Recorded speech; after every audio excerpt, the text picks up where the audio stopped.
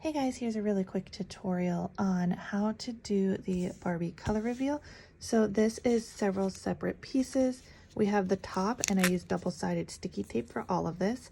So the top goes on first. You want to draw your jar and then something the same size as your label. Now what I did is I stuck one piece of sticky tape down this diagonal line, and then I cut up that diagonal line and put double-sided sticky tape on there so I can peel that off. Now the jar underneath is covered in tape as well, so you can see there's tape there.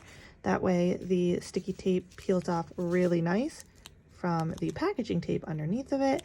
And then you also put tape around the rest of the pieces so that those as well just peel right off, like so. So the first thing you do is you take the top off, you peel everything down, and voila.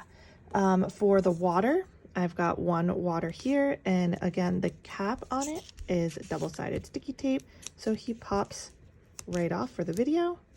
And then I also have a second water that is sideways with water coming out that I've also taped to the back, like so.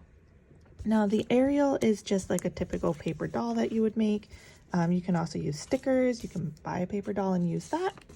I did use different colored printer paper for the bags, and for ripping them off, all I did was just make a little slit in the paper like so with my scissors, like that, and that then allowed me to just rip it on camera. Super easy, so I didn't even have to cut them.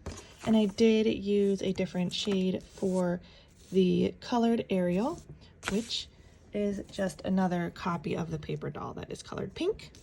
So you put her in first, you shake it around, and then you replace it with the one underneath, which would have been this one.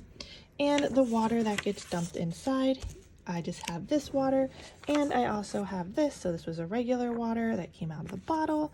After I put the doll in and shook it around, it turned to this color. If you want to save paper, just draw the water on the other side, put it on, flip it around like so. And that is how you make a really basic, super quick color reveal. Thanks for watching.